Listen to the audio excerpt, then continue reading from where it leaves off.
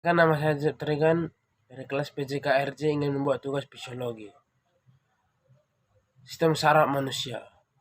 Fungsi. Secara umum, sistem saraf manusia memiliki koordinasi mempunyai fungsi utama yaitu memelihara fungsi tubuh, mengatur kegiatan dalam tubuh, menerima rangsangan eksternal dan internal, mengolah rangsangan yang diterima, merespon rangsangan yang diterima.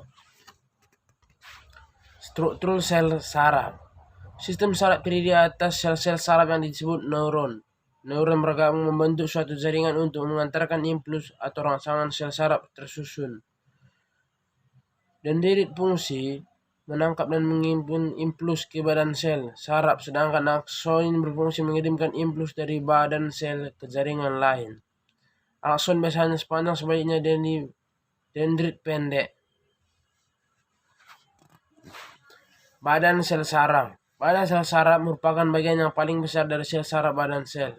Berfungsi untuk menerima rangsangan dari dendrit dan meneruskan ke akson.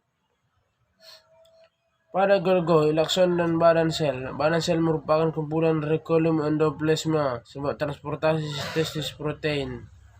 2. Dendrit. Dendrit adalah serabut sel saraf pendek dan bercabang-cabang. Dendrit merupakan perluasan dari badan sel. Dendrit berfungsi untuk menerima dan mengantarkan rangsangan ke badan sel. 3. Akson. Akson disebut neuron. Neuron adalah serabut sel saraf panjang merupakan perjuluran sitoplasma badan sel. Di dalam neuron terdapat benang-benang. Jenis-jenis sel saraf berdasarkan fungsi. Terdapat 3 jenis sel saraf berdasarkan fungsi, yaitu 1. Sel saraf sensorik atau sel saraf aferen. 2. Sel saraf motorik atau sel saraf eferen. Sel saraf penghubung intermediate asosiasi. Sistem saraf sensorik berfungsi mengantarkan rangsangan dari respon penerima rangsangan ke sumsum tulang belakang. Berfungsi mengantarkan impuls motorik dari susunan saraf pusat ke efektor.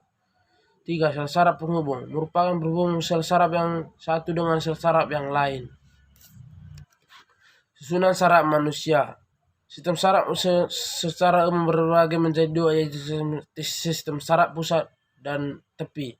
Sistem saraf pusat A. Otak. Di sini saya tidak memiliki bahan praktek ataupun teman. Di sini saya akan membuat bahannya dari tubuh saya sendiri. Otak. Otak adalah yang terdapat di dalam kepala setiap manusia. Otak merupakan alat tubuh yang sangat penting dan sebagai pusat pengatur dari segala kegiatan manusia. Otak terletak di dalam rongga tengkorak atau di dalam kepala kita.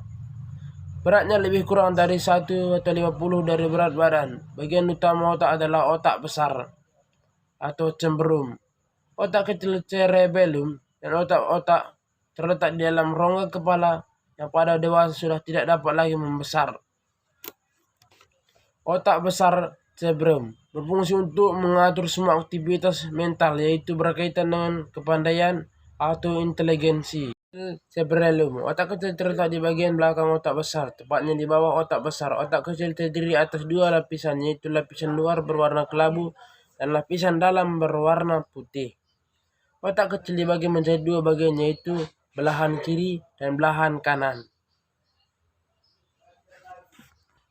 Otak tengah, mesencephalan, terletak di depan otak kecil dan jembatan Farrell menghubungkan otak kecil bagian kiri dan bagian kanan, juga menghubungkan otak-otak besar dan sumsum tulang belakang. Di depan otak tengah terdapat talamus dan hipotalamus. Pelindung otak. Otak terdiri dari rangka tulang bagian luar dan 3 lapisan jaringan ikat yang disebut meninges. Lapisan meninges terdiri dari pia meter, lapisan arachnoid dan durameter. Tengkorak, ruas-ruas tulang belakang, 3 lapisan selaput otak, meningen. Siklit, durameter, arachnoid. Sumsum tulang belakang.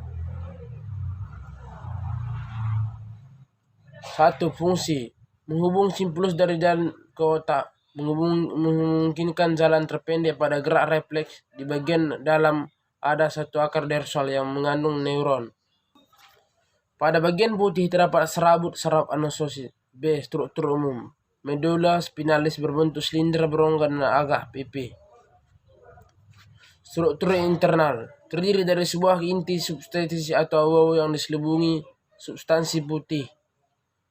Kanal sentral berukun kecil dikelilingi oleh substansi abu-abu berbentuknya seperti huruf H, batang atas bawah huruf H disebut tanduk atau kolumna dan mengandung badan sel. Traktur spinal, substansi putih korda yang terdiri dari akson tremilinasi sebagai menjadi funiculus anterior, posterior, dan lateral. Saraf tepi, saraf perifer.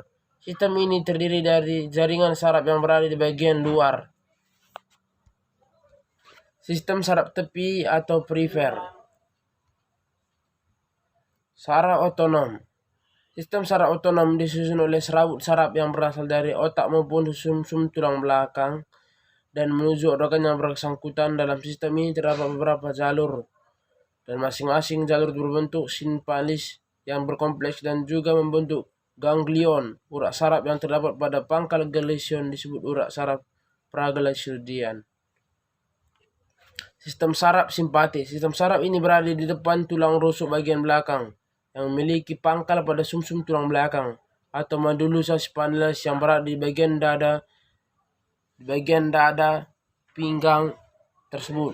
Juga dengan saraf tongkrong lumbar karena saraf preganglion keluar yang berasal dari tulang belakang toraks dan 1 sampai ke 12.